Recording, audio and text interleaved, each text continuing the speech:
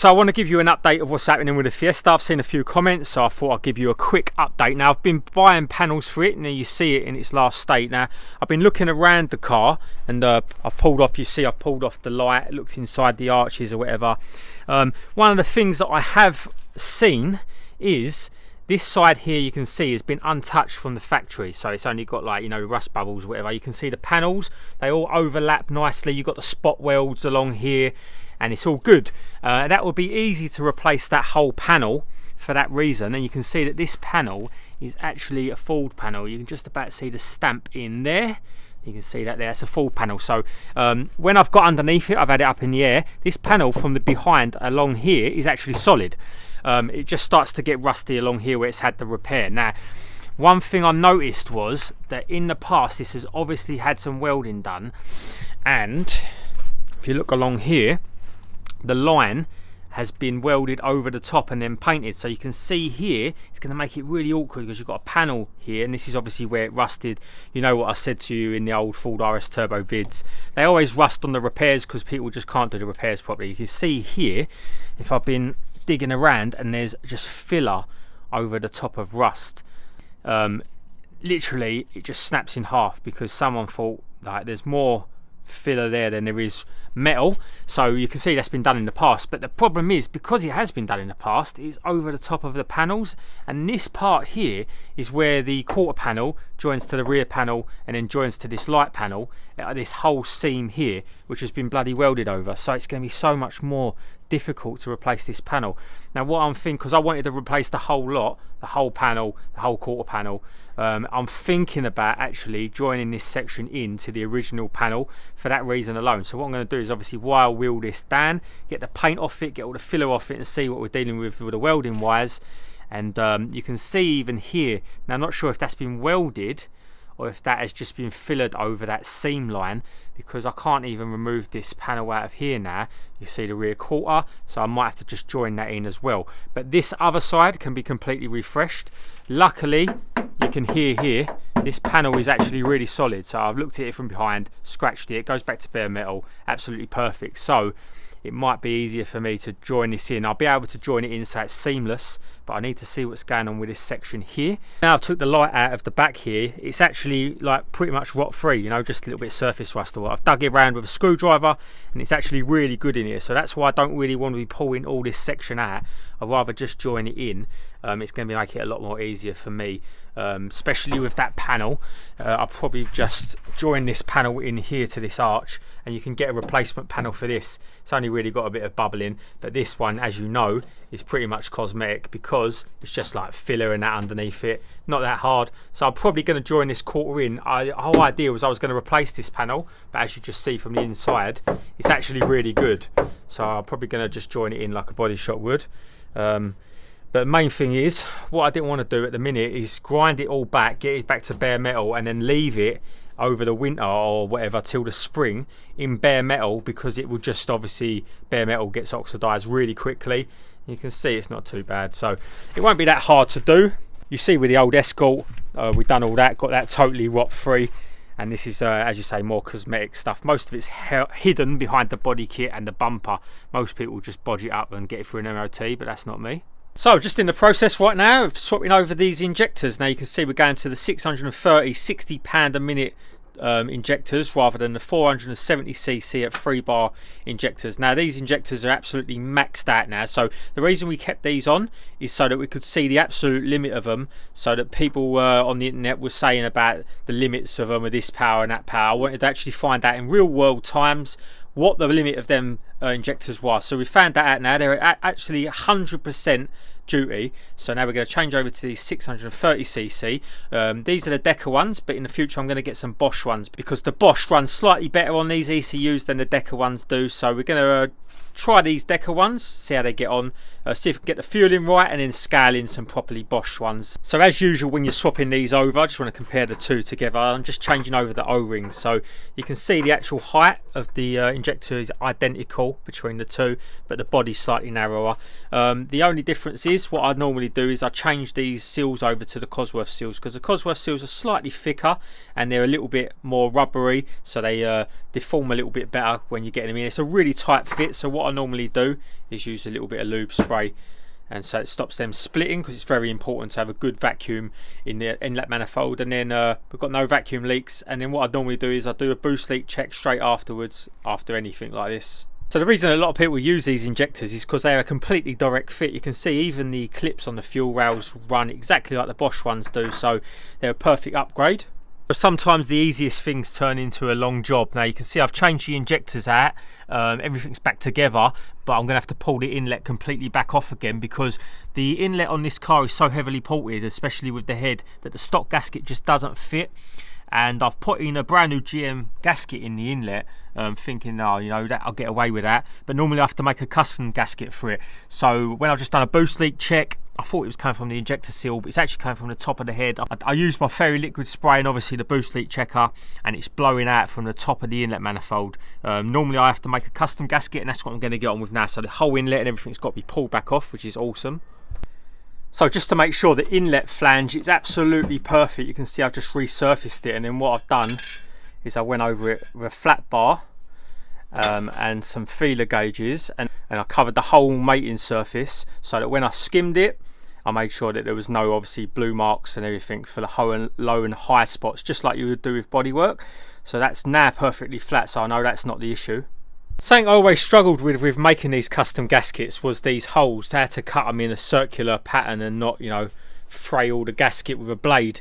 And I had to think about it, and what I've done is I just made a quick tool up of a tube, and I sharpened the edge of it, and also like just like a punch basically, and just stamped the holes out. You can see how clean they come out, absolutely perfect. So that's the gasket all cut out now. You can see it compared to the brand new GM one. These are only cheap, but I just wish that they would fit the ported heads. You can see how much thicker the one that I'm using is. Try and get a close-up view. I think these are like 0.9 mil and these are 1.5. And then what I do, because obviously sealing is so important to me, especially on the inlet side, don't want any of that boost going anywhere but inside the engine, I also use some of this high temp sealant that I use on some head gaskets. Now I don't do this on all cars, I only do this on like really high boost applications, you know, where you're going to get gaskets blow out. So I've also just decked the back of the head flange as well. You can see how nice and smooth that is. Gets rid of any of the gasket. You can see I've put some tape down there just to collect it. I've also changing the studs out to the stainless ones with the Allen keys in the end. Well, finally we got this thing done. What I had to do is put extra thick O-rings into the inlet manifold because it was constantly leaking. What was happening is these injectors are a lot longer, so what I had to do is I had to space the rail further up so that it didn't pull over when I was bolting it down, because what was happening is the rail was pulling backwards and then it was creating a leak on the inlet manifold. Now most people wouldn't even know that, but I would pressurise it to 40 psi just to make sure. So now we've got a good boost pressure, we can start this thing up, flash the new map on it for the new injectors. So I'm still having slight issues with the actuator, with it not holding the desired boost level that I want, so I'm switching the springs over to 17 psi springs now. I want to hold around 24 psi, but it's dropping off at the minute to around 21. I know it's not a lot, but then 3 psi make a difference. I want it to hold that to redline. You can see as well, a common thing with these as well is the threaded bar has got stripped. Now Turbo Smart don't supply any extra rods, but if you look at this, you can actually take it apart. You can see that's how Turbo Smart make it, and I've found a supplier of stainless rods in exactly the same size, so I'm going to swap that over as well. I've got some stainless nuts here in there as well. You can see these are 1/4 UNF. They're an ultra fine stud and they're in stainless, so they won't corrode like the mild steel ones that come with it.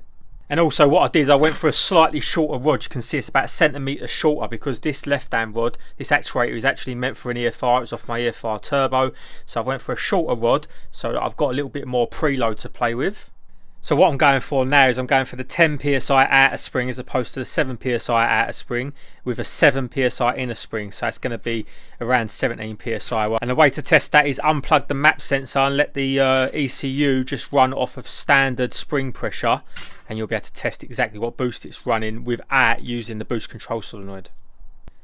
Right, job done. So that's all rebuilt. See the nice new fresh rod in it. You've got the 17 psi springs in there. And what also I've done is I've replaced the washer and the O-ring that goes on here. So contrary to popular belief, you can see these are not supposed to spin. If they spin, you can see the pressure I'm putting it, they're not moving. Lock that in place. If they spin, they're going to leak. They're always going to leak boost. So make sure you've got the right washer and the right O-ring sealing that. Right, so last night when we was out mapping the car, we killed the front Lambda sensor, which is this one down here. You can see you've got the AFR one, and then you've got the front Lambda sensor, number one, which is the only one the ECU reads. I'm going to show you why that is dead and what is causing it, because it's absolutely no fault codes coming up on the Opcom. Right, so you can see here, when I start the car up, it's going to run really doggy. Once the AFR gauge has sorted itself out, you'll hear the engine. So you can see here, no fault codes up on the dash. And then if I go into Opcom itself, this is just to help people out that have this sort of issue. I get this a lot. So if I go into the fault codes, you'll see absolutely no DTCs present. So you can see we've got no fault codes at all. But the car is running really lean. I mean, it's off the scale lean. You can see here on the right hand side, it's off the scale lean. If I give it a little bit of a rev, you'll see it come back onto the gauge just about. But you can see it's really lean, running really rough. So no fault codes, but I want to show you in the measuring department. Right, so now if I go into Opcom and I go here to the short-term fuel trim, you can see bank 1, which is obviously sensor 1, is pulling out 25% fuel, which is a massive amount, which is obviously why it's running so lean. And there's no other faults coming up, and I know from your previous experience that that is a fuel trim malfunction caused by the front Lambda sensor. So I'm going to swap that out and show you exactly what it does. As you can see how it's running so rough, and obviously still no fault codes coming up on the dash.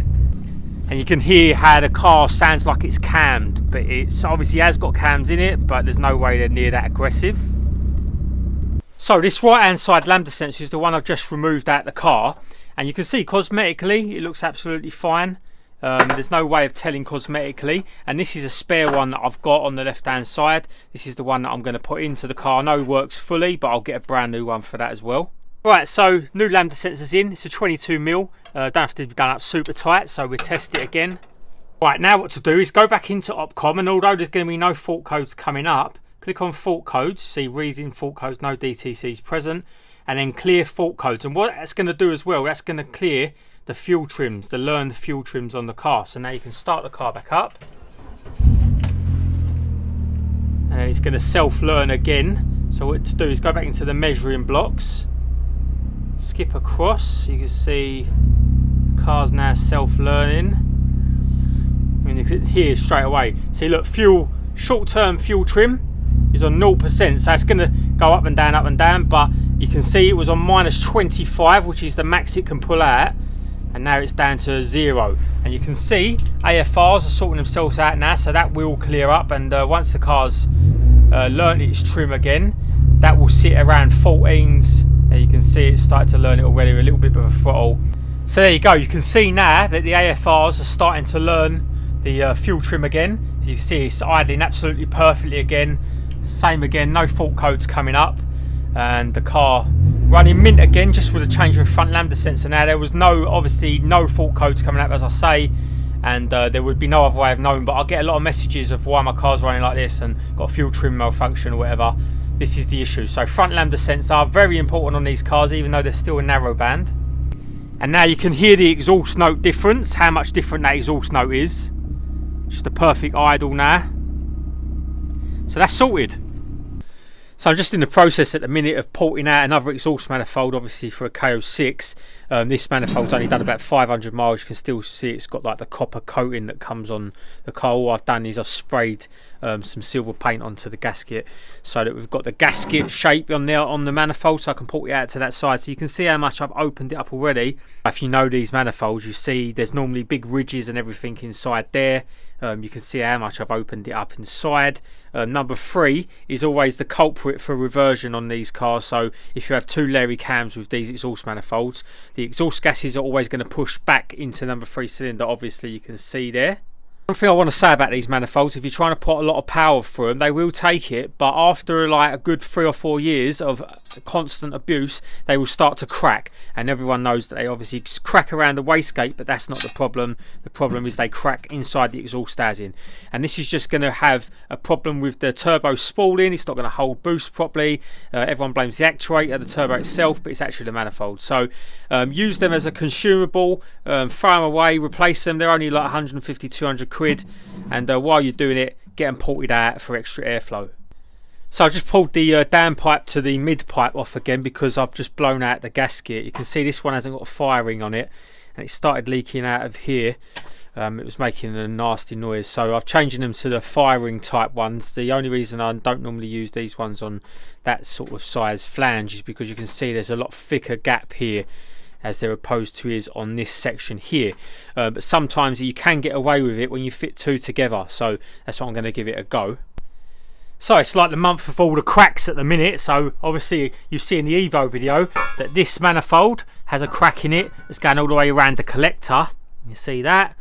So that's going to get welded, and at the same time, luckily, I just found there's a crack in this Team D, which is actually pretty common for these wheels, especially on the potholes that there are on these roads. It's ridiculous. You can see there's a crack on the inside here, so going to get that welded up at the same time.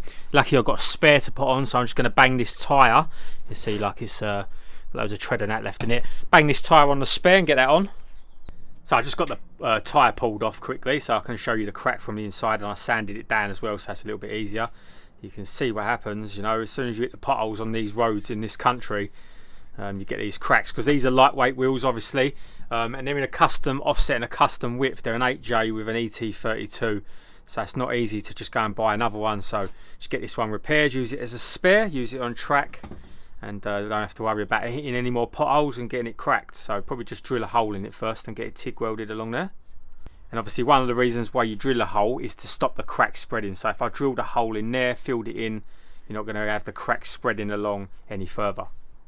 So I'm actually trying to get some action vids for you guys on this car at the minute, but it's proving difficult because the roads at the minute, even though you can see it's sunny out, the roads are staying wet. They're staying wet all night, and then they're getting icy at night, and you just cannot get any grip. So if you live in the UK, you understand exactly what I'm talking about. So it's unfortunate. Obviously this time of year is the worst for it. Now the car's mapped, we're holding the correct PSI now, so without any boost control solenoid duty, we're holding around 18 PSI, which is perfect because it's not dropping off top end.